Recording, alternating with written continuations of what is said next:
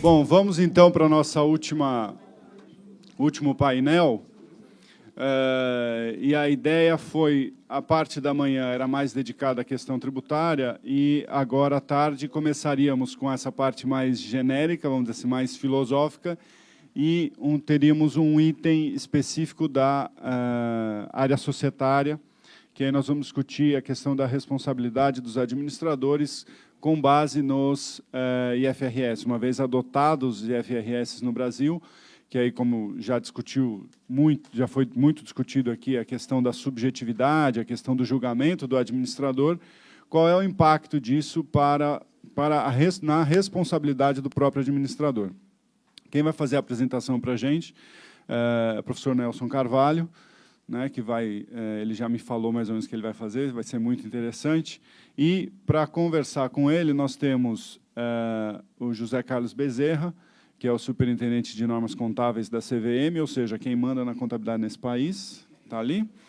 E aqui do meu lado está o meu amigo Francisco Satiro, professor da área de Direito Societário, aqui da GV, de Mercado de Capitais, aqui da GV também, alguém bastante competente para conversar sobre esse assunto. Então, eu passo já a palavra para o professor Nelson. Muito obrigado. Como me coube um tema bastante espinhoso, falar sobre responsabilidade de administrador, eu tomei cuidado antes de vir de trazer um habeas corpus para falar bobagem em matéria jurídica, de maneira que eu sairei livre, independentemente do que eu venha dizer. A 11638, ao convergir a contabilidade brasileira rumo às IFRS, ela, entre outras funções, ela nos ajudou a desvendar uma miopia. Até aquela ocasião, graçava de uma maneira bastante intensa na percepção de operadores do direito, economistas, administradores, contadores, a percepção de que demonstrações contábeis ou demonstrações financeiras se resumiam à função de serem fotografias do passado. Eram visões retrospectivas. E inclusive, alguns que ironizavam a função do profissional de contabilidade diziam que quem é o contador? É aquele indivíduo que dirige um automóvel olhando para o retrovisor. Ele está sempre olhando a venda de ontem, o pagamento de ontem, a compra de ontem, o imobilizado de ontem. Aliás, a ironia ia um pouco além. Quando falaram que o auditor tem que ser um contador, falaram, o que é um auditor? É um médico legista. Ele chega depois do óbito para dizer do que morreu. Ele chega em fevereiro para dizer o que aconteceu em dezembro passado. E a 11638, ela nos trouxe uma percepção da função das demonstrações contábeis ou financeiras bem mais expandida e bem mais nobre, sem demérito da função retrospectiva. A autoridade tributária quer saber o lucro do ano passado, porque ele tem o direito e o poder de tributar. O investidor quer saber o lucro do ano passado, porque ele tem o direito de receber dividendos a partir daquele lucro. Existe uma outra função que era, se não desconhecida, amplamente ignorada em economias e sociedades como a nossa, que é a visão prospectiva. Ou seja, as demonstrações financeiras, elas têm que orientar o leitor a criar expectativas sobre o futuro. Fiz isso no passado, o que vai me acontecer? Vendi a prazo, vendi bem. Uma PDD bem calibrada vai me dizer se eu distribuí crédito irresponsavelmente ou se eu fiz uma boa análise dos meus riscos, dos meus devedores que deverão me pagar no futuro. Me endividei a longo prazo junto a um banco de fomento. Eu fiz um bom contrato para a expansão da fábrica. A minha capacidade futura de gerar resultado operacional, que gera um fluxo de caixa operacional, que venha servir a dívida e acumular recursos para pagar o principal no vencimento, vai ser capaz de responder se eu fiz uma contratação de dívida econômica e gerencialmente responsável ou não.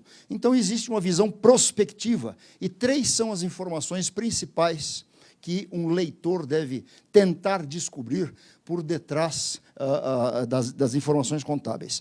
São 3 resultantes do fluxo de caixa esperado. Primeiro, o montante. Quanto eu espero, num futuro previsível, dadas as transações que fiz, que entre de caixa na minha empresa ou que saia de caixa da minha empresa. Qual que é o input ou output de caixa a partir de vendas e compras a prazo que fiz. O segundo é em que momento que eu espero que estes montantes venham a acontecer. Curto prazo, longo prazo. Então, eu tenho algumas algumas convenções que permitem criar uma expectativa e informar a respeito do momento esperado, daqueles montantes que eu já revelei.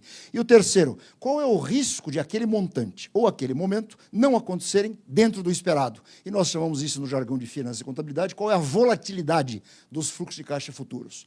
Então, essa é a função mais nobre, essa é a função mais representativa das demonstrações financeiras. É orientar o leitor sobre expectativas de fluxo de caixa. Vale dizer, quando eu falo expectativa, eu falo de futuro, visão prospectiva.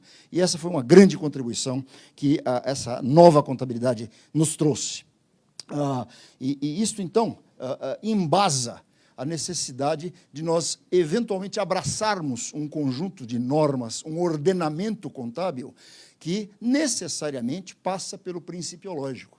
A despeito, as discussões já foram aqui iniciadas a esse respeito, de uma certa forma, esta é quase que uma extensão do debate do painel anterior, porque qual é o fundamento principal de uma norma do IFRS, agora tropicalizada pelo CPC e endossada pelas autoridades competentes que dão o enforcement da norma? É uma expressão que, em inglês, ela tem 3 palavras. Accounting follows economics. A contabilidade tem que ter um fundamento econômico. Só é contabilizável aquilo que tem um fundamento econômico. E, para tornar simples uma expressão complexa conceitualmente, o fundamento econômico pode ser entendido de uma maneira bastante elementar como tudo aquilo que tem o poder de aumentar ou diminuir o tamanho do patrimônio líquido ou, sem mexer no seu tamanho, mudar-lhe a natureza. Aula de contabilidade introdutória, primeiro ano dos ingressantes na escola de contabilidade. O que eu quis dizer com isso? Criei a empresa hoje, caixa a capital. O acionista contribuiu com o numerário e entregou essa empresa para um gestor administrar. O gestor, uma semana depois, pega todo o saldo de caixa e compra um imóvel. O patrimônio não mexeu de tamanho, mas mexeu de natureza. Ele estava absolutamente líquido, está absolutamente imobilizado. 2 semanas depois, o gestor vende aquele imóvel com lucro à vista. Ele mexeu no tamanho e na natureza do patrimônio. Então, o fenômeno contabilizável ele tem que ter o poder, a capacidade, a justificativa de mexer na natureza ou no tamanho do patrimônio, ou em ambos. E se isto não acontecer em algum fenômeno contabilizável, nós estamos muito próximos de uma fraude contábil. Então, esse conceito, ele nos traz para o seguinte desafio. E depois eu vou citar a crítica que o Eliseu faz a essa minha afirmativa, já que ele está presente. Se ele não estivesse presente, eu não citava. Mas quantas coisas exatas tem num balanço? Então, a grande notícia, a notícia surpreendente, é que tem 3, apenas 3, e nada mais do que 3. Não tem 2 nem 4. Primeiro é a data, não pode ser mais ou menos 31 de dezembro. Tem que ser até o final do expediente, de negócios, né, do último dia útil do exercício social. A segunda delas, e vamos esquecer aqui o Sr. Bernard Madoff, é o saldo de caixa. O saldo de caixa tem que existir ou no meu cofre ou sob custódia legal de alguém. E ele tem que ser exato. Ele não pode ser aproximadamente 100 milhões de reais. E a terceira coisa exata é a quantidade de ações em circulação na data do balanço, que é uma decisão assemblear soberana dos acionistas, embora nós já tenhamos visto, o Eliseu me mostrou outro dia, um auditor que ressavou o capital social. E a nota explicativa dizia o seguinte: ele capitalizou uma reserva de reavaliação que o ativo não estava realizado. Então, eu discordo do capital social porque essa reserva não era capitalizável, portanto, a quantidade de ações está errada. Mas, exceto essas situações extremas, essas 3 coisas têm que ser exatas no mundo normal, em condições normais de temperatura e pressão. O resto é tudo julgamental, o resto é tudo juízo de valor, o resto é tudo subjetivo. Então, contas a receber é subjetivo, mas como? Eu saquei a duplicata, o meu cliente aceitou, ele tem uma tradição de bons pagamentos, eu vou fazer uma PDD, sim ou não? O que eu vou fazer na minha PDD se ela for economicamente bem definida? Eu vou analisar a possibilidade, a hipótese, o risco de uma eventual inadimplência. Então, ele sempre foi um bom pagador, mas ele está sendo ameaçado pela concorrência, os meus clientes são pessoas físicas que estão sendo ameaçadas por uma queda no ritmo de atividade econômica e um eventual desemprego. Então, eu faço essas análises e aumento ou diminuo a minha PDD para efeitos de contabilidade societária, financeira, de acordo com a minha melhor leitura hoje da possibilidade de inadimplência amanhã. A mesma coisa nos meus passivos. Eu tenho um fornecedor, eu sou um supermercado, compro tradicionalmente de um fornecedor industrial, e, de um belo dia, o diretor financeiro do meu fornecedor aparece na minha sala, diretor financeiro do supermercado, e fala, olha, nós temos uma excelente relação comercial há 30 anos. Eu falei, é verdade, nós somos parceiros com muito sucesso há 30 anos. Então, hoje eu vim lhe pedir um favor especial. Eu tive um problema com outro cliente, ele não me pagou em tempo. Nós estamos aqui no dia 26 de fevereiro e eu tenho impostos e folha de pagamento a honrar no dia 28, e provavelmente eu não vou ter caixa até eu conseguir cobrar o meu cliente inadimplente. Como nós temos uma excelente relação comercial, eu vim fazer o seguinte, eu vi que eu tenho uma duplicata a receber de você, para daqui a 30 dias. Eu vim ver se é possível você antecipar o pagamento. Falei, claro, eu não quero perder um fornecedor como você. Eu quero manter as nossas relações comerciais saudáveis como sempre foram. Ele falou, ótimo, está aqui a duplicata de R$1 milhão. Eu falei, um minutinho, R$1 milhão daqui a 30 dias. Qual o valor dela hoje? Eu vou te dar R$1 milhão a valor presente. Eu vou desembutir o custo do dinheiro no tempo que você embutiu ao me dar crédito a prazo. Então, a pergunta que se faz para os contadores é o seguinte, vocês desagiaram a conta de fornecedores? Não. Vocês não o fizeram por uma de duas razões. Ou porque vocês analisaram, e a hipótese de terem que pagar antecipadamente é remota, então vou pagar mesmo o valor futuro, ou vocês são incompetentes e não sabiam que tinham que fazer esse exercício. Então, existe uma série de juízos de valor, de julgamentos, implícitos ou explícitos. Uma vez eu estava dando uma palestra usando esse exemplo, numa reunião fechada num escritório de advocacia, que pediu alguns comentários a respeito, para os advogados de direito societário, e um advogado levantou a mão e falou assim, aonde está o julgamento nos estoques e no imobilizado, que são ativos tangíveis? Eu pego o estoque, eu vou lá na fábrica de automóveis, eu sento ao volante do automóvel que está no pátio para venda. Eu não vou pôr a mão no alto-forno porque queima, mas o alto-forno é tangível. Aonde o juízo de valor?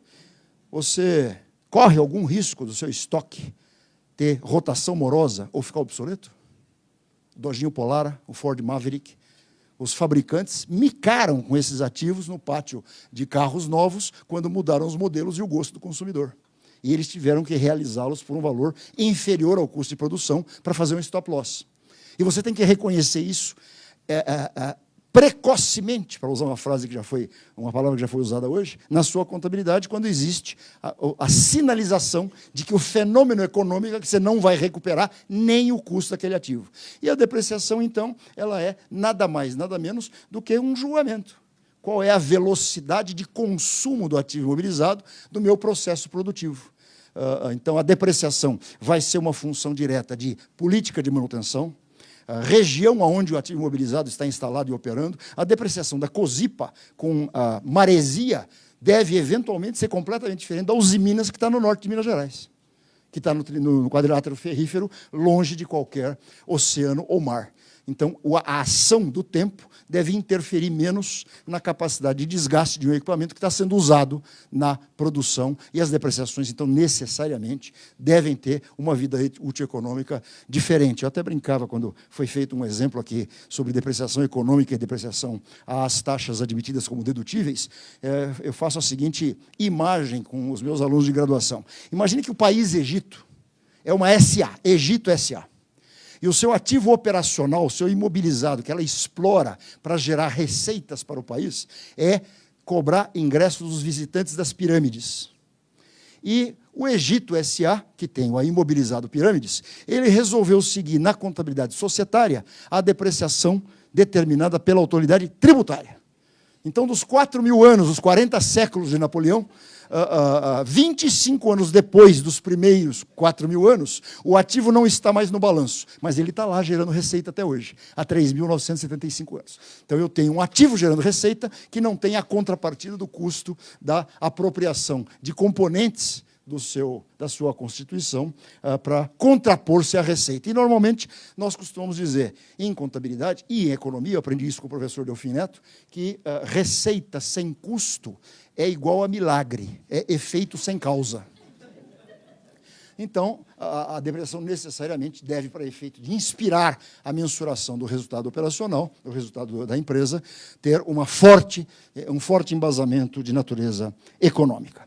Com isso, nós caminhamos fortemente para um processo em que julgamento, juízo de valor, subjetividade, ganha uma extraordinária relevância. E aqui a gente começa a esbarrar nas dificuldades mencionadas por Edson Fernandes, porque se nós fizermos uma coleta de pontos de vista aqui a respeito de um tema qualquer que envolva julgamento, para cada 50 pessoas, com certeza, talvez tenhamos 51 opiniões diferentes. O que é trajar-se bem? É estar de gravata? É estar de paletó sem gravata? É estar de terno, como o professor Eliseu, que hoje quis imitar os advogados e ser formalista ao se vestir, contrariando a ordem dos contadores? Então julgamento, juízo de valor, nós temos que, eventualmente, ter um processo, necessariamente, um processo bastante invasivo, bastante pervasivo, de fazer diversas escalas de submeter esse julgamento a testes de lógica e de adequação. E, para isso, nós criamos, no mundo do Law and Economics, nós criamos os gatekeepers, os tomadores de conta do portão. Comitê de auditoria, conselho fiscal, auditores independentes, auditores internos, conselhos de administração. Então, esses são os que vão repassar os julgamentos feitos pelas gerências, pelas administrações, e o desafio é, senhor administrador, presidente, diretor financeiro, diretor industrial, diretor de marketing, de compras, novos negócios, dentre as alternativas possíveis para capturar o efeito do evento econômico da sua empresa, alternativas que são igualmente válidas, lícitas, porém mutuamente exclusivas, qual o senhor escolheu? Venha me contar isto. E, além de dizer qual o senhor escolheu dentre as possíveis, por gentileza, justifique por que o senhor escolheu esta e não outra. Essa é a nota de principais práticas contábeis. Ou deveria ser. Ela não vem sendo isso por deturpação de uso. E aí, então, eu resolvi entrar no tema de responsabilidade do administrador, trazendo alguns poucos exemplos, são 3 ou 4 slides apenas. Aqui nós temos o caso de uma empresa dos Estados Unidos, que ela... como é que eu subo essa tela um pouquinho? Você sobe ela para mim? Aqui? Está aqui. Então, começamos. Introdução. Nós continuamos comprometidos com as melhores práticas da indústria com respeito à governança corporativa. Nosso conselho de administração consiste de 10 membros, com a exceção do CEO, todos são independentes. O Comitê de Auditoria, de Nomeação e Governança Corporativa, Finança e Risco são exclusivamente compostos de diretores independentes. O Comitê de Auditoria inclui um especialista financeiro, tal como definido nas regras da SEC. O Conselho faz sessões executivas regulares, programadas, nas quais diretores que não são da administração se encontram independentemente da administração. O Conselho vai além. Todos os seus comitês fazem uma autoavaliação, pelo menos anualmente. No ano passado, a tendência dos diretores foi 96%. Temos um programa de orientação de novos diretores, as guidelines de corporate governance incluem uma educação continuada para os diretores, desenhamos o nosso ambiente de controle interno para colocar apropriado mitigação de risco em vigor. Temos um Head Global de Risk Management e uma divisão global de Risk Management que é independente do resto da companhia. A gerência da companhia avalia a eficácia dos nossos controles internos e, baseado na nossa avaliação, acreditamos que os controles internos da companhia são eficazes a respeito de relatórios financeiros, resultados contábeis. Esses controles foram considerados eficazes pelos auditores independentes. Nós também patrocinamos diversos planos de incentivo de empregados. Esse texto foi extraído do relatório anual de uma grande companhia americana. Isso foi publicado por volta de fevereiro de 2007. Pela Lehman Brothers. É um extrato do relatório da Lehman Brothers publicado em fevereiro, quando ela quebrou em agosto. Então, aqui tem um exemplo de responsabilidade da administração, ou seja, por chamada à responsabilidade, ou ela fez uma avaliação honesta, porém incorreta, da eficácia dos seus controles sobre gerenciamento de riscos, ou ela sabia que ela estava falsificando a verdade e mentiu. Em qualquer dos dois casos, cabe aos advogados avaliarem se existe espaço para algum tipo de interpelação pelo prejuízo que eventualmente tenham causado. E vocês encontram estas afirmações em quase todos os relatórios de comitês de auditoria no Brasil. Eu vou trazer um deles agora mesmo. Vamos para a lâmina número 2? Vai para a página 172, por favor. Vai para a última e a gente volta e chega lá. Pode ir para a última. Vai para a última e aí é mais fácil voltar. Pode voltar uma. Volta uma. Mais, por favor. Eu não consegui recortar. É por isso que a gente está fazendo esse... Aqui, tá bom. Então, esse aqui é o relatório do Comitê de Auditoria da BMF Bovespa sobre o balanço de 31 de dezembro de 2012. Eu presido esse comitê hoje, mas não estava lá à época. Por isso que eu me sinto à vontade para falar. Recomendações do Comitê de Auditoria. Isso foi publicado no jornal. Durante o ano 2012, o comitê fez várias recomendações à administração que prontamente as acatou. Estão em andamento e merecem menção as seguintes: utilização de avaliação independente para medir o grau de maturidade de processos de TI. Implementação de melhorias na gestão e monitoramento do processo de segurança da informação. Implementação e melhorias no processo de acompanhamento de transações com partes relacionadas para efeito de divulgação desta informação nas demonstrações financeiras. Plano de ação para treinamento do risco, para tratamento do risco de compliance. Plano de treinamento com foco em gestão para o novo diretor e gerentes da auditoria interna, definição e implantação de políticas de prevenção à lavagem de dinheiro nos níveis explicitados pela lei número tal. Então, uma leitura um pouco mais cética, crítica, ácida dessas recomendações, isso aqui são ressalvas. O Comitê de Auditoria ressalvou. Está bom, mas não está tão bom assim nesses itens. Então, é extremamente interessante vocês acessarem o balanço da Bolsa, que já foi publicado em 2013, para dizer o que está escrito lá este ano sobre esses assuntos. Não tendo havido qualquer movimento, você pode entender que existe aqui uma parcela de responsabilidade da administração, eventualmente por inércia ou por falta de movimento. O que cabe, eventualmente, algum questionamento à administração. Vamos para o 3, por favor.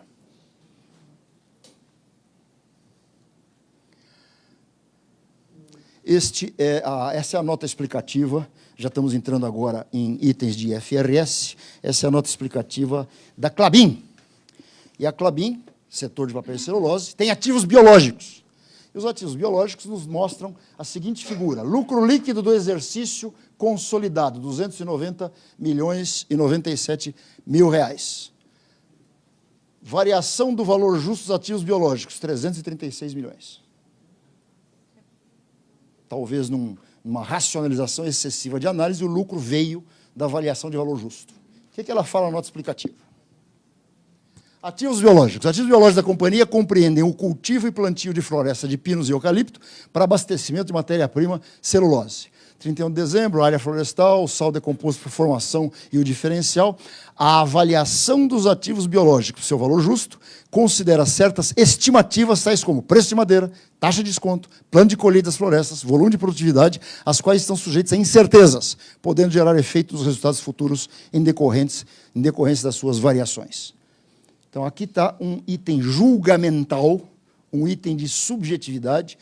Aqui eu só pus um pedaço, a nota explicativa é bem mais longa, eles entram em detalhes de qual é a taxa de desconto que eles usaram, como é que foi aferido o preço futuro esperado da madeira, mas é tudo julgamental. E um ponto base de alteração na taxa de desconto pode transformar o lucro em prejuízo, ou pode dobrá-lo. O que significa que a responsabilidade sobre o ombro dos administradores é enorme, e os gatekeepers, que têm o dever, a obrigação de questionar as premissas utilizadas, estarão igualmente sob o mesmo escopo de responsabilidade, na medida em que eles ou olharam, concordaram e não viram riscos possíveis, ou não olharam e concordaram no escuro. Vamos em frente. Fíbria. Aqui já não é mais ativo biológico. Aqui é desde o ano 2001, tramita junto ao STF a ação direta de inconstitucionalidade proposta pela CNI, com o objetivo de questionar a constitucionalidade do artigo 74, que instituiu a tributação pelo imposto de renda ICS dos lucros auferidos por empresas ou coligadas no exterior. Em 17 de agosto, o STF realizou nova sessão de julgamento da DI, resultando em 5 votos favoráveis à constitucionalidade do artigo 74 e 4 desfavoráveis. A sessão de julgamento foi novamente suspensa. Face ao desfecho da sessão de julgamento descrita acima, os consultores jurídicos internos e externos deliberaram por adotar uma posição mais conservadora em relação ao prognóstico de perda, anteriormente classificado como remota, passou a ser considerado como possível. Entretanto, conforme divulgado na nota tal, os autos de infração mencionados foram incluídos no programa do Refis, instituído pela lei tal, na modalidade de pagamento à vista, tendo sido liquidados em 27 de novembro de 2003. Remoto, possível e provável no horizonte de 2 balanços. Era o melhor julgamento possível? Havia a hipótese de sinalização que ele já era provável quando ele considerava remoto nas notas explicativas? A adesão ao Refis representou o quê? Uma rendição, o aproveitamento de uma circunstância financeira oportuna e conveniente, ou a negação das teses anteriores? A responsabilidade dos administradores está sendo chamada, acho eu, dentro do meu habeas corpus. Aqui nós temos uma nota de operações em conjunto, que é uma nota também da Fibria.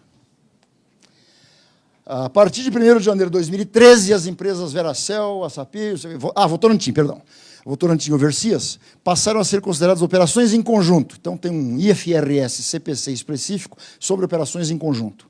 Este IFRS CPC, ele trouxe uma radical alteração conceitual na forma como a expressão controle é enxergada. E isso foi tocado também por os painéis de hoje de manhã. Antigamente, no Brasil, pacificamente, o controle era 50% mais 1 de poder de voto.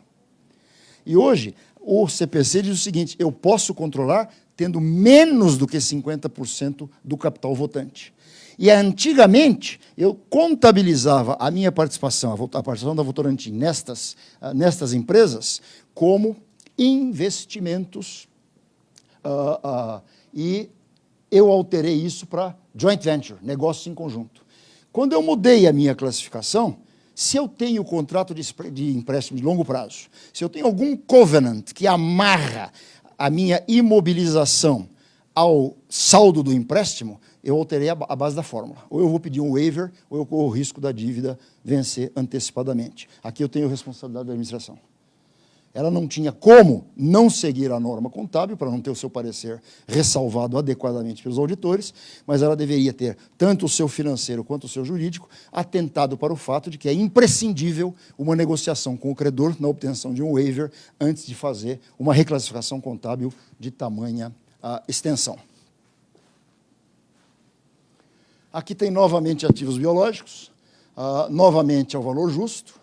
E aqui ele diz, na determinação do valor justo foi utilizado o método fluxo de caixa descontado, considerando a quantidade cúbica de madeira segregada em anos de plantio, respectivos valores de venda em pé até o esgotamento da floresta. O preço médio foi estimado com base no preço para eucalipto para o mercado local, baseado em estudo de mercado e amostras de pesquisa de algumas transações, ajustados para refletir o preço da madeira em pé. Os volumes utilizados foram calculados em função do incremento médio de cada região, nota número tal. A companhia possui uma política de avaliação do valor justo com periodicidade semestral. Olha quanto julgamento está envolvido aqui dentro.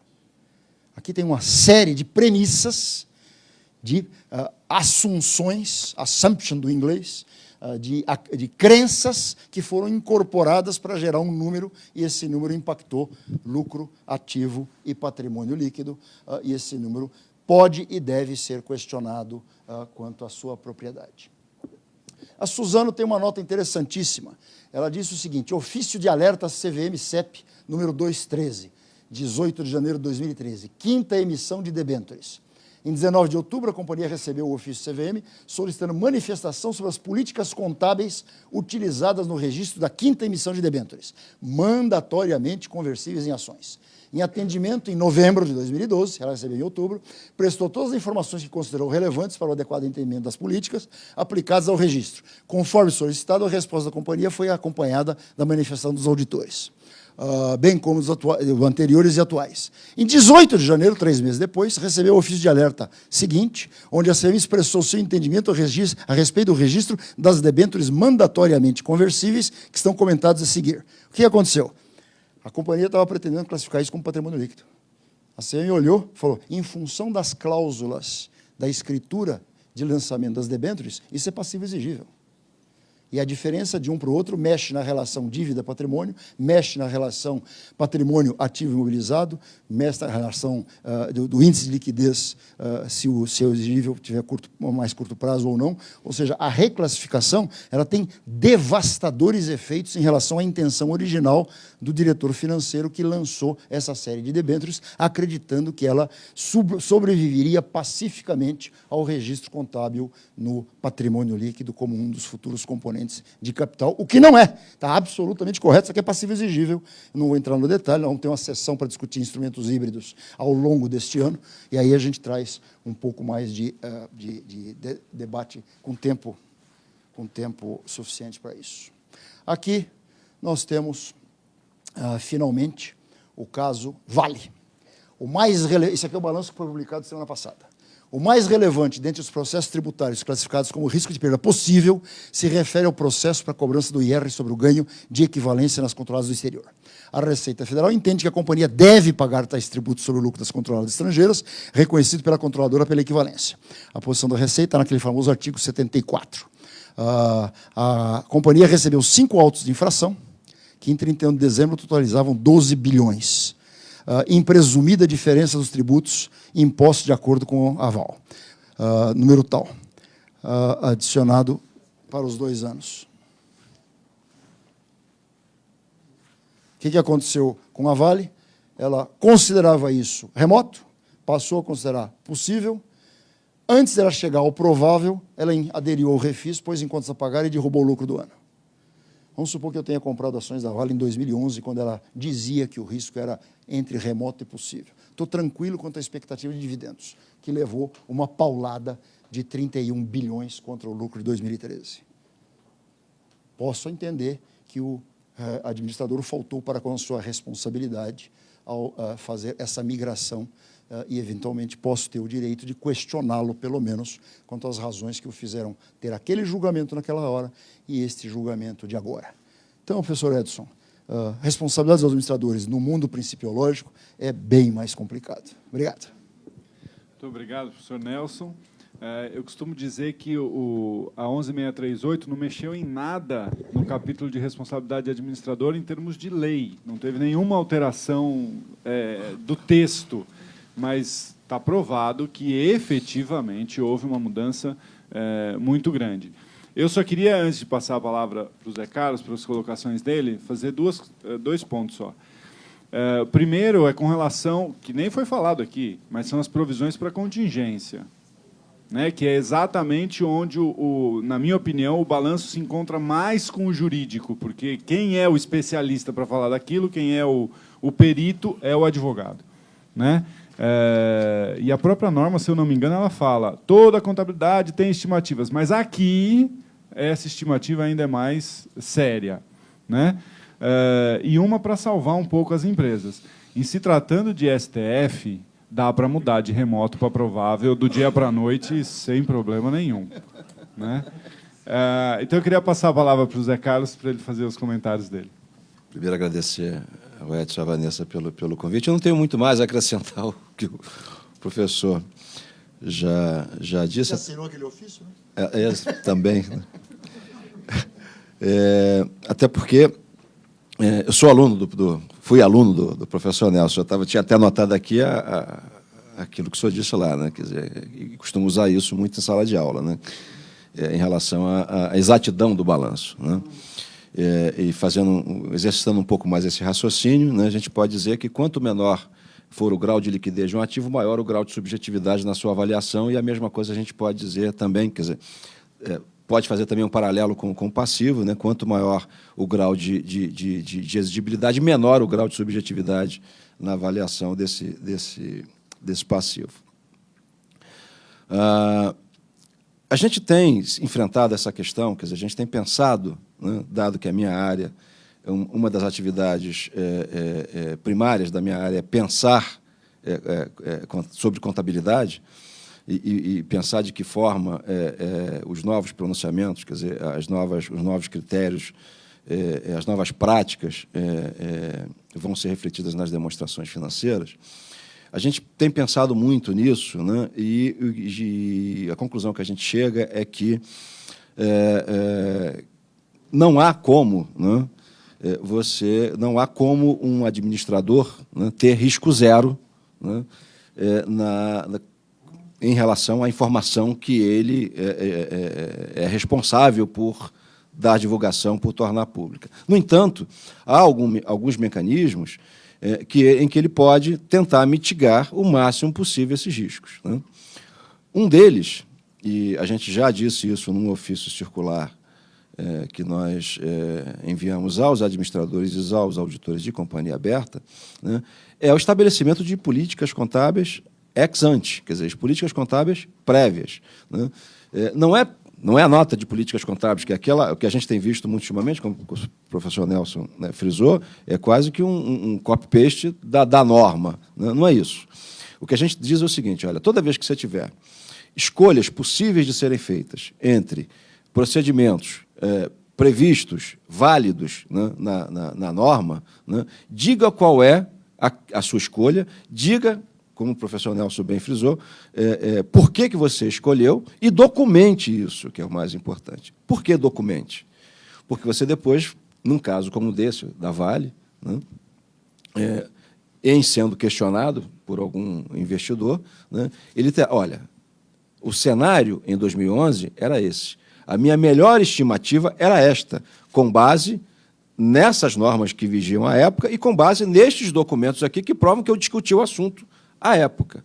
Hoje, o cenário mudou, ou a composição do STF mudou, ou a diretoria mudou, né, e, portanto, a forma de encarar os negócios mudaram, né, e a minha melhor estimativa hoje é outra. Hoje, eu avalio que eu aderir ao refis, né, é mais vantajoso, economicamente é mais vantajoso para a empresa do que era antes, né?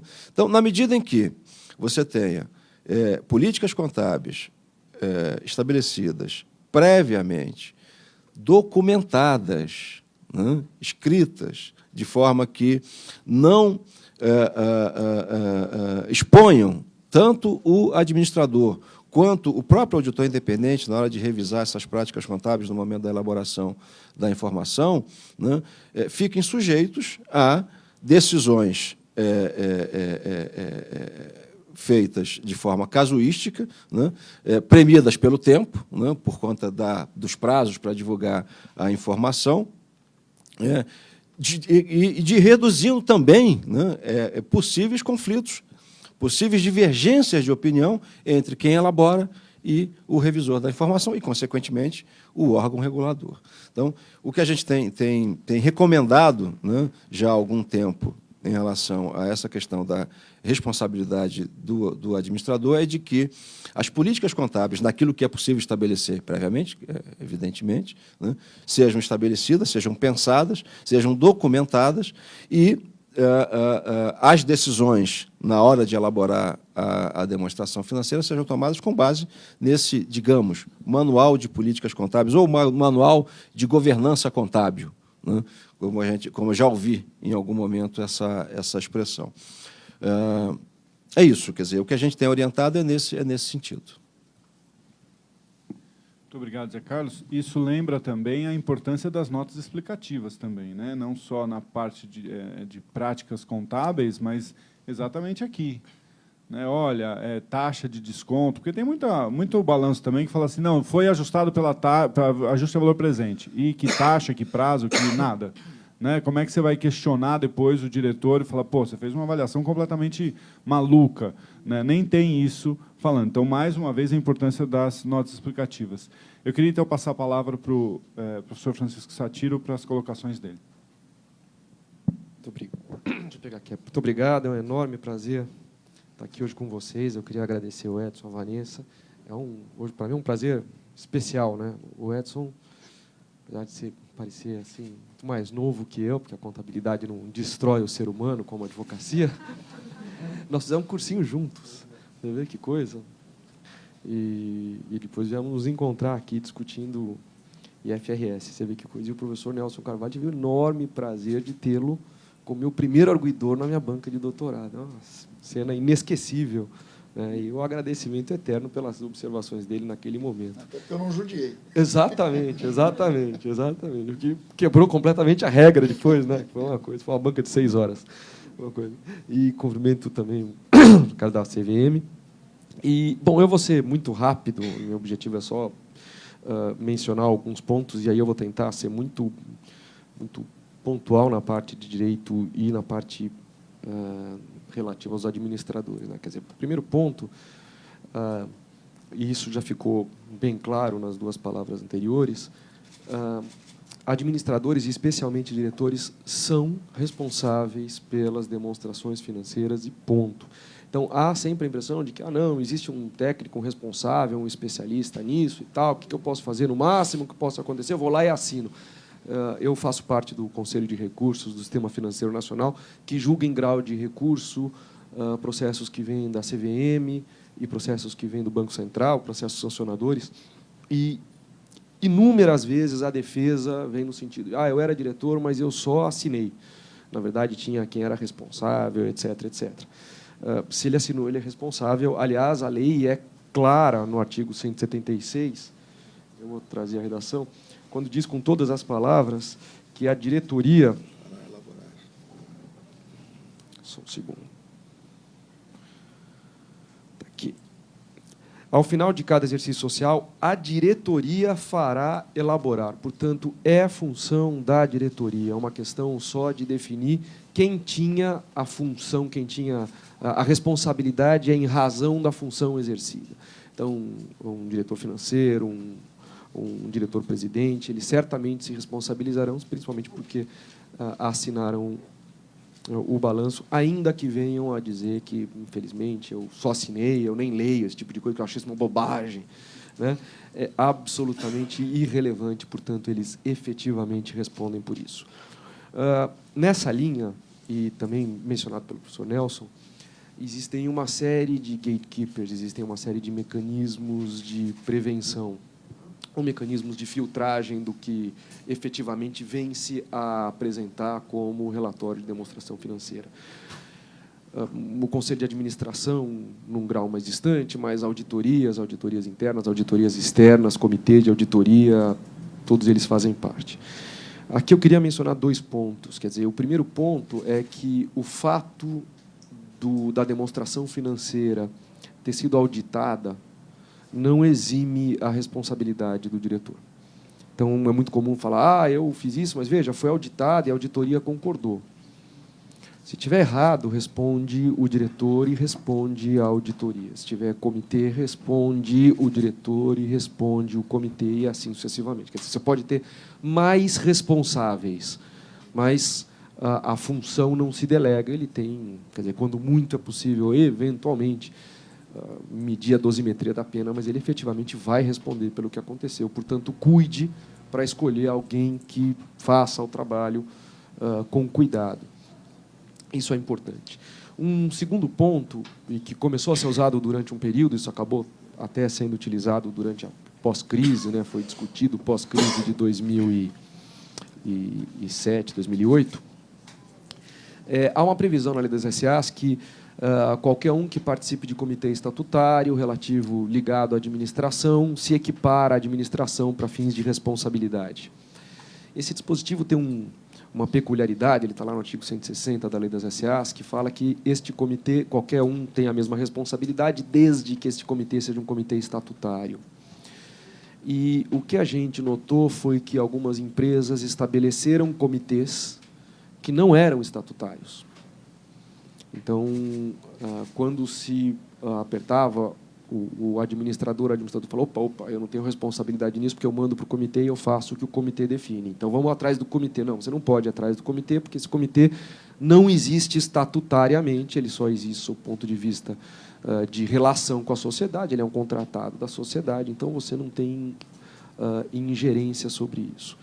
Eu não sei se a CVM já chegou a decidir alguma causa dessas, o caso da Sadia tinha alguma coisa a ver com isso, a Aracruz também, mas nenhuma das duas acabou tocando nesse ponto. Mas o fato é que me parece que não faz sentido, nessas circunstâncias, eximir a responsabilidade do diretor, ainda mais se optou-se por deixar esse órgão de consultoria ou o suposto gatekeeper fora da fiscalização do agente regulador. Portanto, imagino que ele vá responder de qualquer forma, pode, quando muito, depois, em regresso, cobrar de volta de quem apresentou o dado ou quem o levou a cometer a infração, mas ele vai responder pessoalmente pela infração, isso parece muito claro. E o último ponto que eu queria destacar, e aí menos ligado diretamente à questão específica da realização de demonstrações financeiras, mas decorrência clara da aplicação do IFRS. Como bem falou o professor Nelson, o IFRS busca apresentar um cenário muito mais detalhado, uma informação muito mais precisa e não só uma informação de passado, como, em algum momento, alguma coisa prospectiva. Um dos pontos que, desde a entrada em vigor do IFRS, né, pela 11638, até a instrução CVM 457, quando começou a discutir, começou a exigir, a partir de 2010, demonstrações financeiras consolidadas já no novo padrão, e, finalmente, a 480, quando mudou a questão do formulário de referência, que ficou muito mais claro, muito mais explícita a relação de participação entre diferentes agentes. E isso, e aí há previsão específica sobre isso gera para as companhias a necessidade, ou recomenda-se que companhias tenham políticas de tratamento de operações com partes relacionadas. Algumas têm, outras não têm. Pós-IFRS, isso se tornou muito mais comum, mas a gente não pode esquecer que, até o caso Tractebel, a posição da CVM era uma posição de defesa da questão do conflito sob o ponto de vista do conflito material.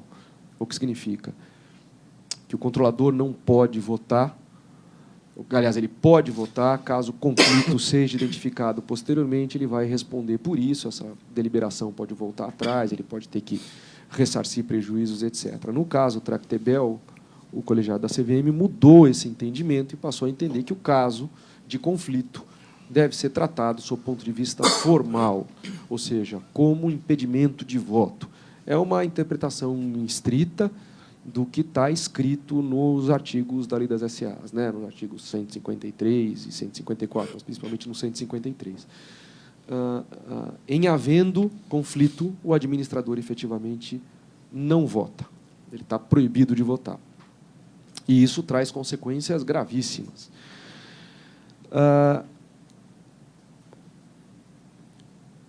Nesse ponto, o IFRS, na verdade, traz a adoção das regras de IFRS, trazem dois lados que precisam ser considerados pelos administradores. O primeiro é que, muito provavelmente, vai ficar muito mais explícita a posição de parte relacionada do que era antes, ou seja, vai ser muito mais fácil identificar quando uma situação é efetivamente uma operação com parte relacionada ou não.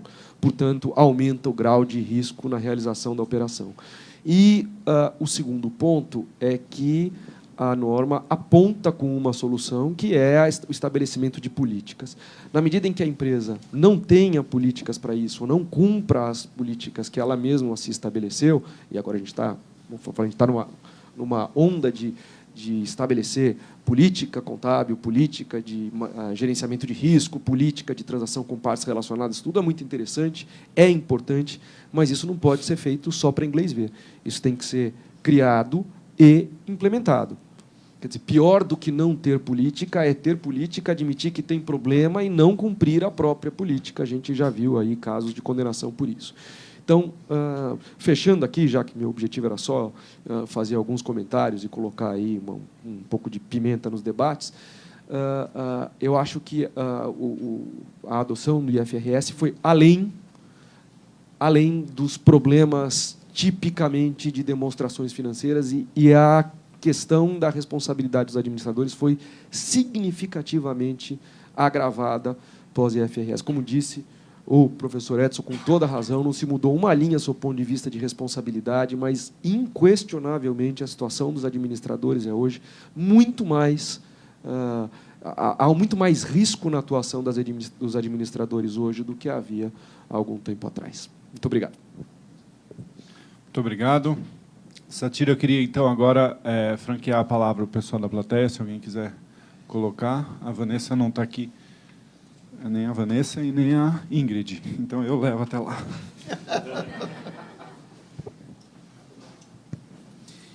Acho que tem alguns aspectos aí que eu só queria reparar e perguntar e colocar em debate, que é o seguinte: os tais dos gatekeepers que estão sendo comentados, assunto caro a tal da governança corporativa, eles no Brasil não têm essa solidez que se fala. Existe uma solidez, se comenta muito o auditor independente, por exemplo. A responsabilidade do auditor independente no Brasil é uma coisa para lá de imoral. Do ponto de vista... Veja as principais empresas brasileiras. A Petrobras é uma das empresas que o balanço dela, do meu ponto de vista, é um dos que mereceria os maiores reparos de todos os lados. O gatekeeper começa pelo presidente do Conselho de Administração, professor dessa universidade, ministro da Fazenda, Guido Mantega, que deve ser um sujeito interessante até como é que ele julga. Imagina, por exemplo, uma disputa entre a Petrobras e a Receita Federal. Ele é o chefe da Receita Federal e presidente do Conselho da Petrobras. Então, eu fico imaginando como é que ele vai decidir. A mesma coisa na Eletrobras, ou seja, as principais companhias brasileiras estão limitadas do ponto de vista dos gatekeepers. Segundo aspecto, o chamado diretor independente no Brasil, ou seja, o conselheiro independente, ele é bastante relativizado entre as empresas. Posso garantir que uma grande parte das 500 maiores empresas brasileiras, os chamados conselheiros independentes estão escolhidos pelo majoritário. Eu fico imaginando como é que o ex-ministro Maílson da Nóbrega, por exemplo, deve votar no Conselho de Administração do Banco Itaú. Será que ele votará com os interesses, por exemplo, dos chamados minoritários? Ou então, como é que vai ser essa... Aqui que está nos jornais, a operação da Portugal Telecom, que está colocando ativos de altíssima qualidade a preços altíssimos, até merecedores, da região de Angola e Moçambique, dentro do balanço da Brasil Telecom. Então, na realidade, essa sistemática entre a responsabilização, porque a discussão da responsabilização ela tem dois caráteres. Um é um caráter repressivo, cuja qualidade da repressão no Brasil é bastante duvidosa. Existem processos se arrastando há muito tempo.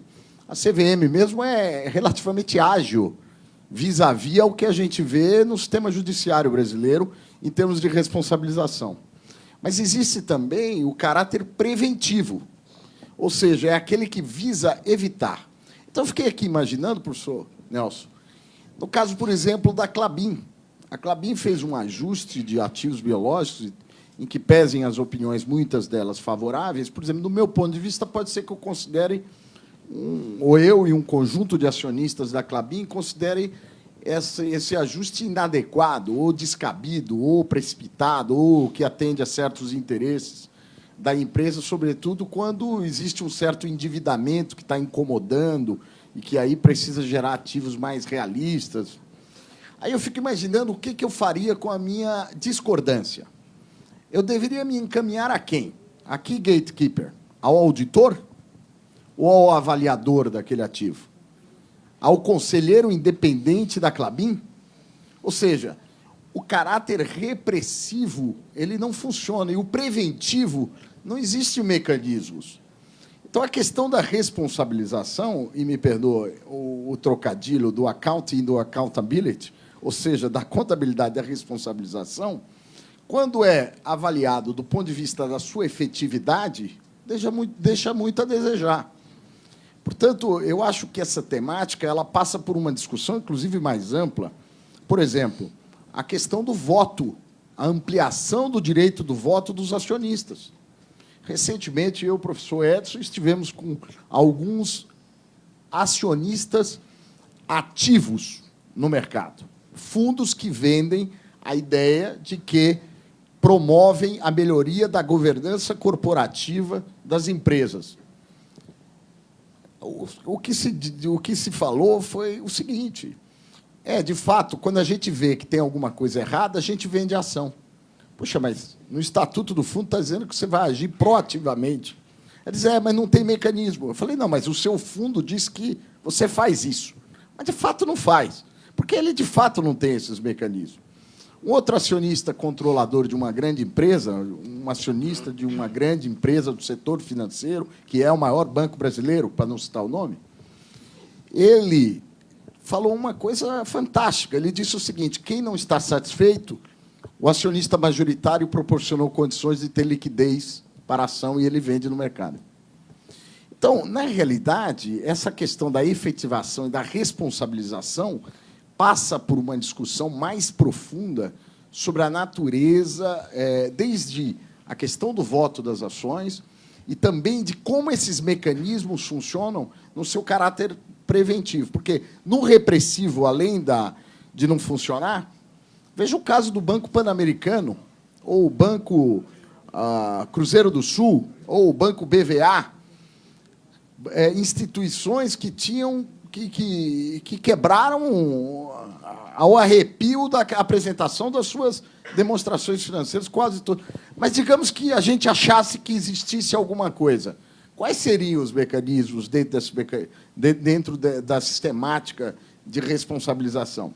Então, eu acho que temos aí uma outra discussão. O segundo ponto, me permita, é a questão da contabilidade registrada de maneira prospectiva.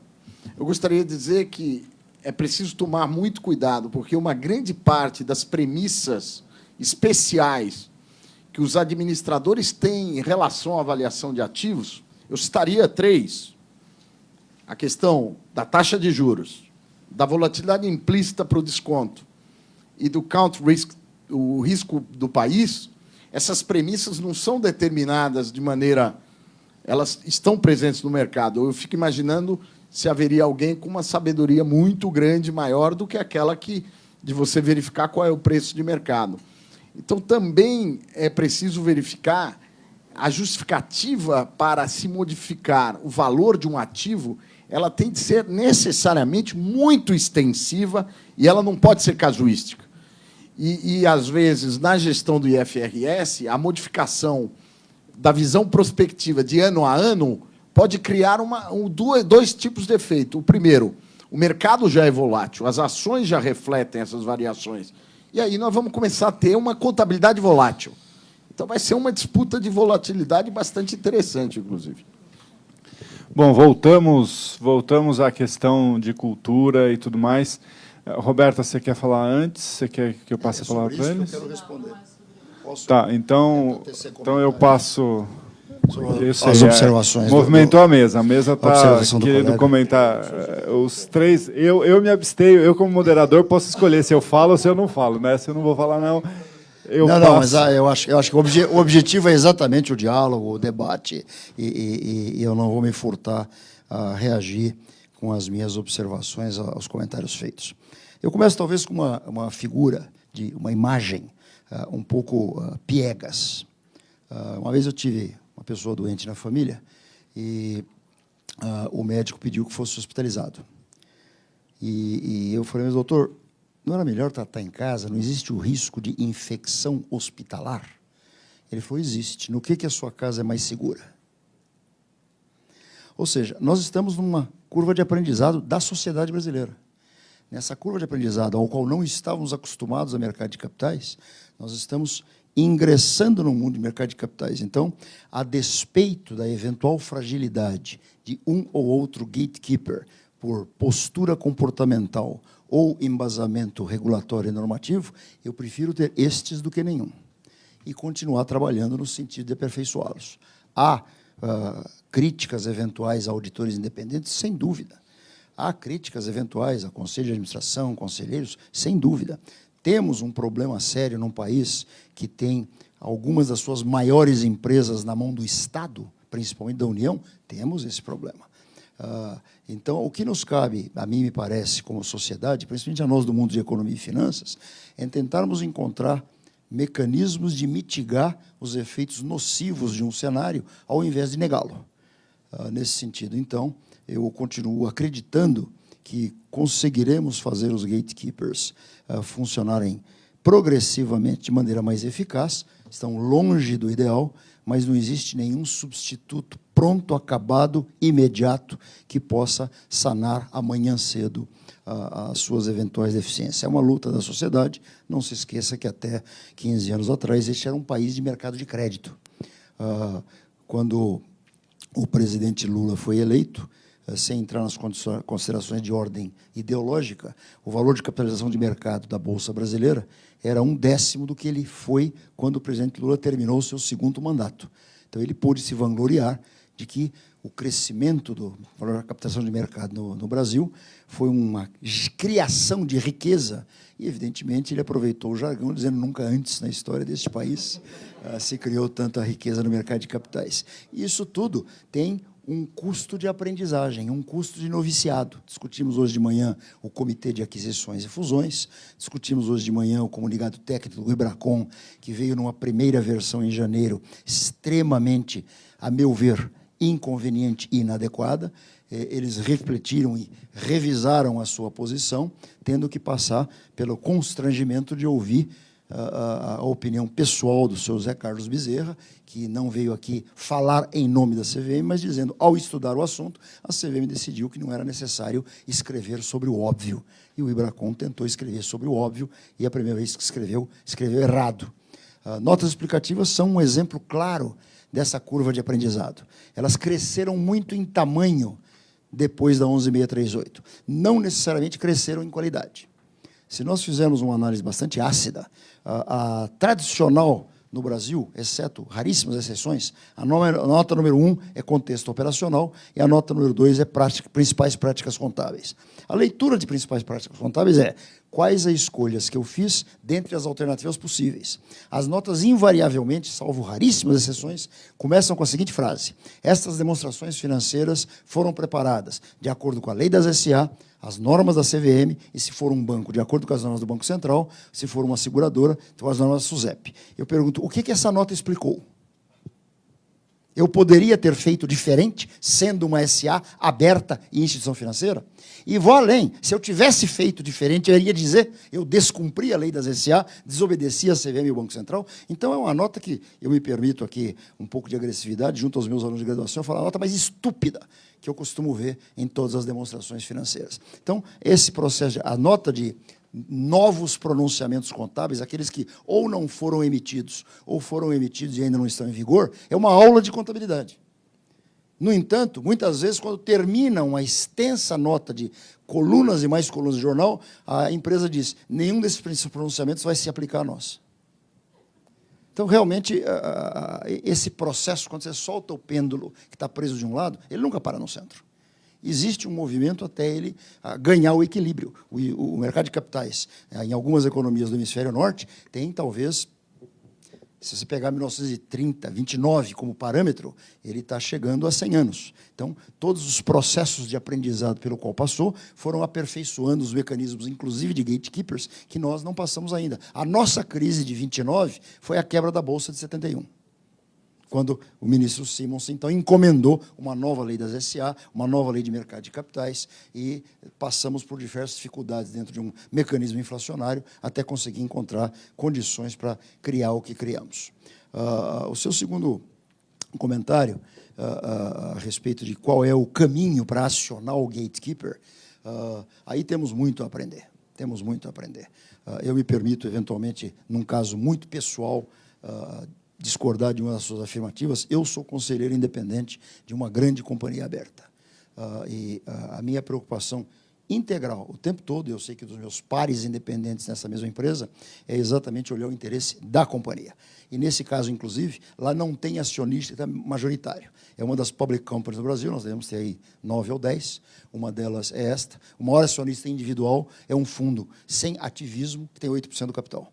Então, o nosso cuidado é para que a administração não tome a decisão estratégica na mão sem ouvir o que nós, representantes dos acionistas, temos a dizer. E eu compareço a todas as GEs e AGOs e me coloco à disposição, porque, incidentalmente, eu também presido o comitê de auditoria dessa empresa.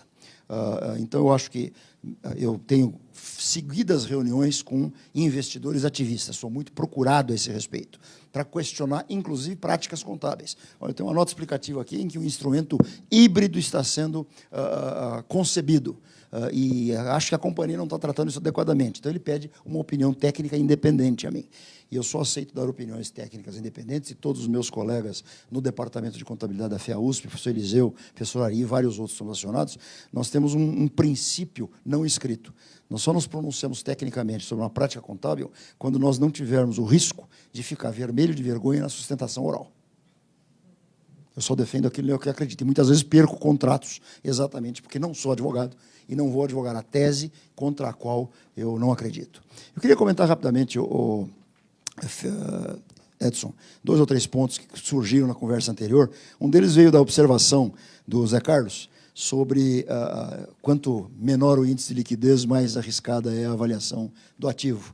Existe uma expressão que ela faz muito sentido em inglês. Se você olhar um balanço, visualize mentalmente um balanço, você tem do lado direito o passivo exigível, do lado esquerdo o ativo.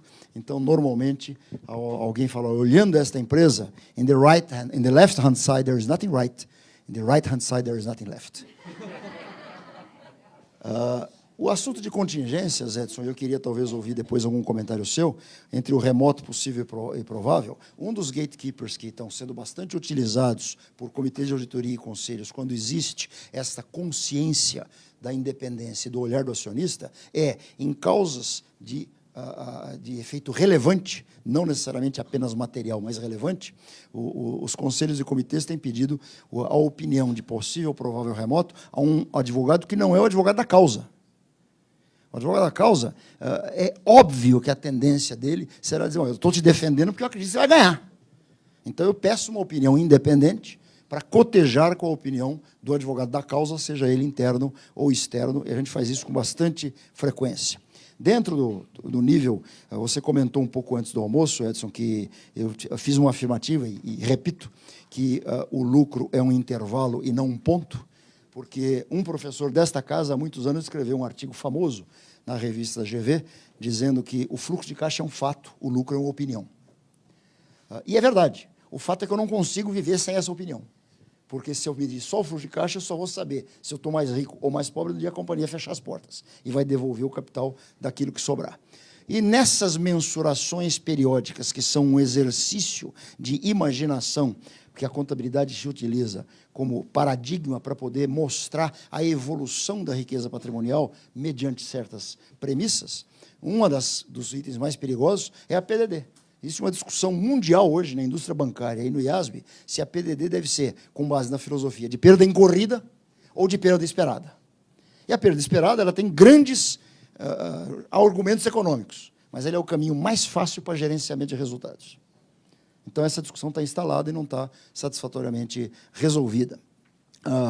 Um dos itens que ameaça a responsabilidade dos administradores hoje, e a gente tem se debruçado muito detalhadamente sobre ele, é a lei anticorrupção. A lei anticorrupção, com a minha devida ignorância em matéria jurídica, parece-me que ela trouxe para o mundo corporativo a teoria do domínio do fato. Se é o presidente da companhia, o cara que obtém licença da prefeitura para reformar o prédio, ele deu R$50 de caixinha para a licença sair mais rápido, você é responsável. E também na cadeia de fornecedores. E para terminar, eu queria fazer uma referência à série histórica do professor Eliseu Martins, naquela sequência de legislações, e queria pôr um contraponto positivo a tudo aquilo que ele nos trouxe de demoras, delongas e coisas tardias. Quando a União Europeia, decidiu abraçar as IFRS, e lá só o fizeram, daquela época até hoje, no consolidado, sem efeito no CNPJ, eles decidiram em 2002 e avisaram todos os países a ela obrigados que seria vigente a partir de 2005. Vocês têm 3 anos para mudar sistemas, treinar pessoal, disseminar a cultura dentro das organizações. Nós tivemos o privilégio de ter a Lei 11.638 assinada em dezembro de 2007, dia 27 de dezembro, publicada no Diário Oficial da União no dia 28, para vigir daí a 3 dias. Nunca antes na história desse país fomos tão ágeis em votar uma legislação. Zé Carlos, Só um comentário a respeito do comentário que foi feito a respeito da responsabilidade do auditor. É interessante, porque também passa por uma questão cultural isso, né? Por que eu estou dizendo isso? A responsabilidade do auditor hoje prevista na lei, ela é ilimitada, né? Inclusive, há um movimento por parte da classe de auditores, né, para, de alguma maneira, modificar isso, né, e buscando opiniões no sentido de que essa responsabilização ou essa responsabilidade seja limitada, né? Mas, do ponto de vista legal, né, ela é ilimitada. Talvez os mecanismos legais não venham sendo utilizados por quem tem o direito de utilizá-los, né, mas está lá previsto na lei, está lá previsto no Código Civil, inclusive, de que a responsabilidade é ilimitada. Satiro? Já muito foi dito pelo senhor Nelson, pelo Zé Carlos, eu vou só fazer alguns breves comentários. Primeiro, quanto aos gatekeepers, especificamente sobre os auditores, é um fato que, como a gente viu aqui, né, se tem 50 pessoas, a gente corre o risco de ter 51 opiniões, isso fatalmente dificulta a responsabilização de alguém que participa de um processo de verificação de informações da companhia. O que não significa que seja um mau processo, é esse que é o ponto. Quer dizer, pode não ser o ideal, mas eu não tenho dúvida de que há uma evolução perto de outro processo que a gente tinha. Tem um jurista, um comercialista, que em 1920, tratando de leis comerciais, o Trajano de Miranda Valverde, disse que a boa lei comercial é aquela... Você sabe que a lei é muito boa quando ela demora, quando leva tempo para que os agentes consigam contornar ela. O que eles vão contornar é um fato. Então, mais cedo ou mais tarde, o mercado vai contornar. Se demorou para contornar, é porque a lei foi ótima. Então, e mais ou menos o que a gente tem é isso mesmo. Quer dizer, você cria os mecanismos de proteção e o mercado vai tentar escapar disso na medida do possível, você vai fechando as portas. Então, concordo que estamos num processo de aprendizagem. Hoje já não se fala mais de gatekeeper como sim, o que leva o gatekeeper a atuar bem é simplesmente uma questão de reputação, um problema reputacional, quer dizer, já se admite que existe uma distância entre a reputação da empresa e a atuação do funcionário da empresa, etc., em suma. Principalmente pós-Enron, a questão de gatekeepers, pós-Enron na parte dos auditores e pós a segunda crise na parte das rating agencies. Isso já mudou bastante e eu vejo uma evolução. Está longe de ser o ideal, mas eu vejo uma evolução. 2 últimos pontos para terminar. Questão de informação. Eu lembro aqui, tem ele é funcionário de carreira da SEC americana e ele é professor de Direito de Regulação dos Mercados, o Troy Paredes. E ele tem um texto que é muito importante, chamado Blinded by the Light, que ele diz o seguinte: a gente chegou num ponto que talvez a gente tenha tanta informação que essa informação cega. Então, esse é um problema que a gente vai ter que sempre lidar com ele. Quer dizer, até que ponto eu jogar informação demais, na verdade, não confunde mais do que auxilia. Então, quando a gente pega essas notas de 6 laudas, quer dizer, será que ali você tem especificamente o que precisava? Então, nem sempre muita informação é informação útil, é informação utilizável e é informação completa. Então, esse é outro ponto a ser seguido. E o último ponto, e esse ponto é uma questão delicada, me parece que continua sendo um problema nosso aqui, a gente tem que resolver isso, é o problema do judiciário. E, em última análise, as questões, os conflitos tendem a acabar no judiciário, o próprio Edson falou lá atrás. E o judiciário não responde como deveria. Para mim, isso é claro, a gente tem, quer dizer, isso é conhecimento comum.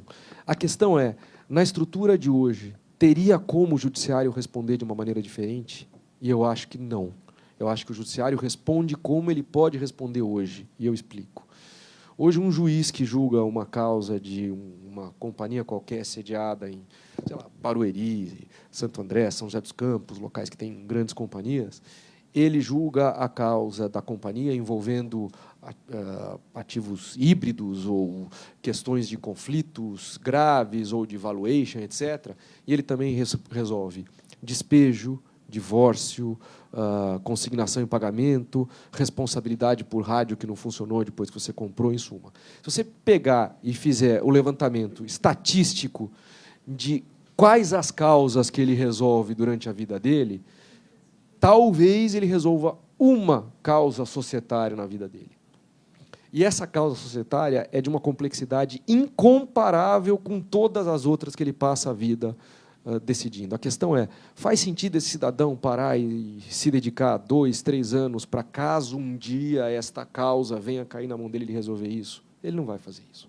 Ele vai continuar estudando divórcio, ele vai continuar estudando processo, ele vai continuar estudando... E ele não vai entender de valuation, ele não vai entender de FRS, ele não vai entender disso.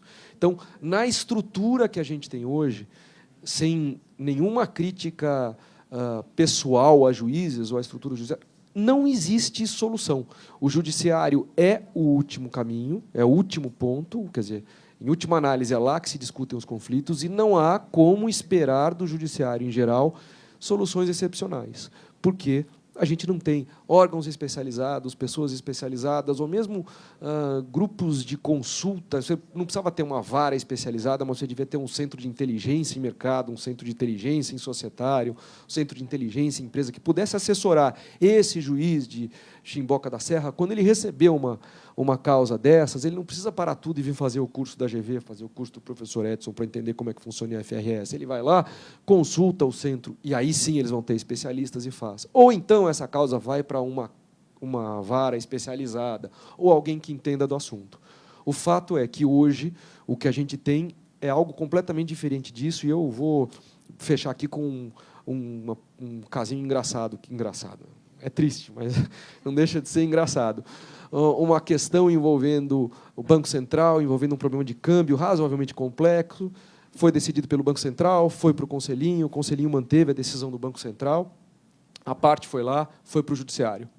Bateu no Judiciário, o juiz olhou aquilo, não entendeu nada e nomeou um perito para decidir a causa, porque ele não tinha entendido. Então, nomeou um perito para avaliar aquilo. O perito olhou e falou, não entendo isso. Então, o senhor me indique um perito que entenda. E indicou um, indicou outro, ninguém sabia e tal, e o juiz começou a ficar irritado. E aí, o que ele fez? Ele oficiou o Banco Central para atuar como perito na causa. E o Banco Central virou e falou, mas veja bem, o senhor está questionando a minha decisão. Então, eu vou dizer o seguinte, eu estou certo. Não é verdade? E aí o juiz decidiu que, como ele não havia conseguido alguém que comprovasse a posição dele, ele deu ganho de causa para outra parte. Foi reformado no tribunal, mas ele deu ganho de causa para outra parte. Isso é a prova de que não existe nenhum preparo para julgar uma causa técnica dessas. Não tem a menor condição. Mas a gente cai na justiça da mesma pessoa que julga todas as causas previdenciárias, todas as causas de não sei o quê. Este é o caminho. Então, enquanto não mudar isso, de fato, eu acho que a gente tem um calcanhar de Aquiles aí, que é o fato de que, em última análise, se tiver que ir até o fim, vai virar uma loteria, porque no judiciário tende a ser mais complicado. E, se não for, é graças à competência de um ou outro que está lá e acaba resolvendo, porque institucionalmente o judiciário não está preparado para isso. Eu queria passar ainda a palavra para a Roberta, queria ouvi-la também.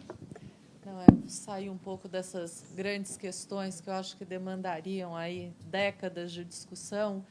Eu queria fazer mais uma sugestão e até uma perguntinha que já foi respondida. O professor Nelson apresentou aí várias situações de balanço e tal. O doutor José Carlos colocou de uma forma bastante sistemática e clara o que a CVM tem recomendado aos administradores em termos de se prevenir de responsabilidades. Depois, o doutor Nelson colocou também outra possibilidade de consultar um advogado externo, especialmente nessa causa nessas situações do provável, possível, remoto, enfim. Se isso seriam realmente todas as recomendações, e aí, como a Vanessa não está aqui, sugeri que a gente fizesse uma ata que eu acho que faz parte do aprendizado de quem atua com isso, ter claramente como se precaver sobre isso, como se organizar. Seria quase que uma due diligence preventiva, né? um DNO preventivo, acho que para os administradores também, perguntar se tem mais alguma coisa, sei que a gente está... E para o professor Sátiro, se você tem tido aí alguma experiência nessa questão de responsabilização também para empresas fechadas, sejam elas de porte maior ou menor, mas a gente tem sempre um foco em empresas abertas com um diferencial avaliado pela CVM, que a gente sabe que são, de fato, enfim, profissionais que conhecem e têm muito mais agilidade e conhecimento para se manifestar.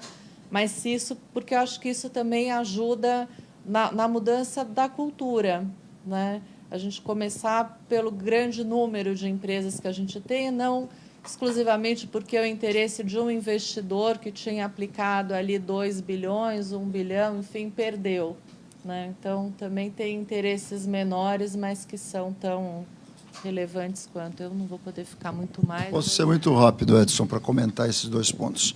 Sim, eu acho que é cabível nós tentarmos iniciar um exercício de fazer um inventário de medidas potencialmente possíveis. Não, eu queria fazer uma sugestão diferente. Nós temos uma organização que pode ser convidada para se unir a nós para desenvolver essa lista, que é o IBGC. Eu sou conselheira do IBGC. Então, eu sou palestrante lá. Eles têm o mau gosto de me convidar de vez em quando. Então, o IBGC poderia fazer uma parceria com o GEDEC e tentar começar, assim como eles fizeram para boas práticas de governança e outro, Conselho Fiscal, Conselho de Administração, Comitê de Auditoria, eles teriam talvez até um cacuete para nos ajudar a fazer isso. E um dos itens que nós não vamos fazer o exercício hoje, que seria muito demorado, por exemplo, para sanar parte do problema que o Sátiro mencionou, é a arbitragem. Eu sou árbitro em diversas câmaras e os assuntos que me são chamados são assuntos de IFRS.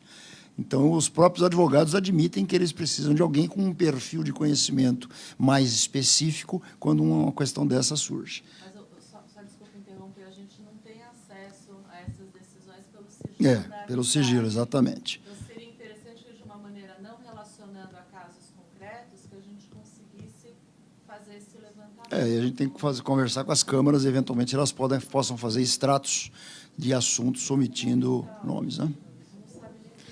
Tem um outro grupo de estudo aqui na GV mesmo, coordenado por uma excelente professora, Roberta Prado, que podia se juntar a nós, né, no GIF aqui, que poderia se juntar, a gente faz uma força-tarefa, o GEDEC, o GIF, o BGC, e montamos não exatamente um manual, mas pelo menos um guia, né, que desse algum norte. Isso é fundamental. A gente pode, então, evoluir nessa conversa para... Tá, deixa eu passar, então, para o Sátiro para ele responder. Eu também vou ser bem rápido. Concordo completamente com a Roberta que, de fato, na empresa fechada, isso também teria que ser relevante e com um agravante, né, que, como foi dito lá, na empresa aberta, eventualmente, você tem a possibilidade de sair pela liquidez da ação, a empresa fechada é uma arapuca. E com ponto, né, porque a empresa fechada, a gente já viu o balanço, assim, o balanço para o controlador, o balanço para a mulher, o controlador já se separa. Gerente do banco. Exatamente. Eu não vou dizer o balanço da Receita, porque tem gente da Receita presente. Mas... Esse é o único certo. Mas é exatamente isso, esse que é o problema, né? Aquela história, bom, onde você quer que eu chegue aqui, né? É uma coisa meio complicada. Eu acho que não tem a menor justificativa, até como um instrumento de gestão interna, é importante que isso seja levado a sério. Quer dizer, não é simplesmente um documento de acusação, quer dizer, o retrato da empresa e as perspectivas da empresa não tem que estar só na cabeça de alguém. Isso precisa estar documentado, esse conhecimento tem que ser esparramado pela empresa. Eu acho isso tão importante quanto. O problema de empresa fechada é que é aquela história, né? Como é que você vai saber o que se passa lá dentro? É um negócio mais complicado. A CVM está em cima e fiscalizando. Sócios, né? Se a gente tivesse uma forma dos sócios fazerem essa... Teoricamente, eles deveriam poder fazer o como, porque a informação, as formas de acesso à informação... Eu já me agendei. É. 6 de março. Então, eu né? venho aqui ouvi-la. Não, eu quero saber como fazer. As soluções. Bom, boa tarde. Eu espero não sair muito do tema, mas a minha preocupação é decorrente da última resolução do CVM 1445, que fala sobre o COAF. Né? Então, na verdade, eles nos tornaram whistleblower, né, em relação aos nossos clientes. Né? E eu queria saber de vocês a opinião sobre essa resolução e até que onde vai o sigilo profissional do contador ou auditor, né, que nos coloca na Berlim, numa situação até com penalidades milionárias, né, se a gente não cumprir as normas do COAF. E porque o advogado tem o sigilo com o seu cliente. E até onde vai o contador nessa história. Né? Nós fizemos o presunto do sanduíche, né, e eu saber a opinião de vocês. Bom, como só lembrando, resolução do Conselho Federal de Contabilidade, não da CVM. Perdão, CFC, e decorrente de uma determinação legal. COAF, isso, perdão, do CFC. Como moderador e advogado, eu também não me abstenho de falar sobre essa questão. Se alguém na mesa quiser se manifestar. Olha, eu compartilho completamente a posição do professor Nelson quanto à lei de anticorrupção, mas a lei de lavagem de dinheiro ela é um pouco diferente. Ela já está mais madura, ela já tem mais modelos de aplicação e etc. Faz algum sentido eles quererem pegar pessoas que participam deste processo, né? Tem um amigo que é criminalista, ele costuma dizer, ele falou, criminalista tem que ser sempre a posteriori, porque criminalista preventivo é formação de quadrilha. O que não é verdade, é uma brincadeira, mas não é verdade. Quando a gente fala de lavagem de dinheiro, existem algumas atividades que, a essa altura, já estão, como eu posso dizer, estão marcadas. Né? Recentemente, estive agora com o presidente do COAF, ele estava falando, a gente tinha um rol, né? Joalheiro, mercado como chama? Arte, que mais? Gado, cavalo, esse tipo de coisa. E aí, falou cartório de protesto, para mim foi uma surpresa. Então, tem lavagem de dinheiro via cartório de protesto. O cidadão emite o título, e aí o outro vai lá e paga no cartório, porque assim não vem o dinheiro da conta de um e vai para a conta do outro. Vai para a conta do cartório, e da conta do cartório cai na... olha que genial. Então, eles... Exatamente, contabilidade criativa.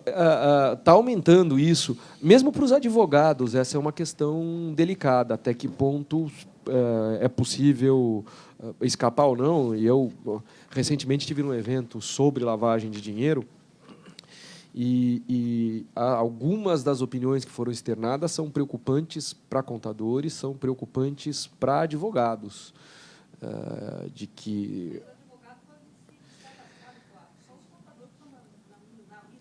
mais ou menos, porque não é bem o entendimento do COAF, não.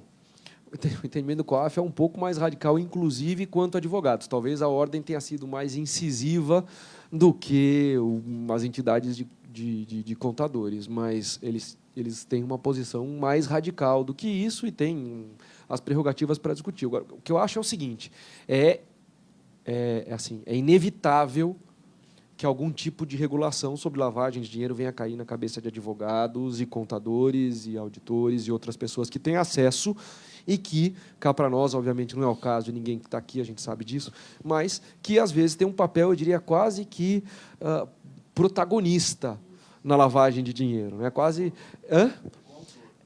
para não dizer autor, né? Que, inclusive, sugere estruturas, etc. Então, isso tem que ser coibido mesmo. A minha grande preocupação, e eu externei isso lá no evento que eu participei, eu tenho muito receio que o remédio mate o paciente. Então, acho que tem que ter muita cautela em como... Então, por exemplo, lavagem de dinheiro não é um problema simplesmente de transferência de recursos, mas é o famoso esquenta e esfria, um jeito de você esfriar ou esquentar recursos que já existem. Isso tem que decorrer de algum tipo de ilícito. E um dos exemplos que foi dado lá é o seguinte, se a gente... faz um jogo de pôquer e eu pago, no final das contas, o valor do jogo de pôquer, isso é contravenção. Se isso cair no ouvido do COAF, tanto quem pagou o valor da aposta do pôquer como quem recebeu vão ter 10 anos de cadeia em regime fechado. Parece um negócio, em alguns momentos, a lavagem, no conceito de lavagem, pode ser muito mais pesado do que o crime antecedente, né? Quer dizer, aquele que gerou. Quer ver outro caso sério? É a questão tributária. E aí o caso é muito sério, porque já foi discutido aqui, porque eu já tive em situações como essa do cidadão virar, principalmente estrangeiro, virar e falar assim, eu quero pagar. Como eu pago isso? Você vira e fala, eu não sei. Mas como eu não sei? Fala, olha, tem esta possibilidade, e qual que é a certa? Eu não sei. Tem gente que acha que é essa, tem gente... Então, como é que eu faço para saber qual é a certa? Aposta nessa. Aposta nessa. Né? Mas isto...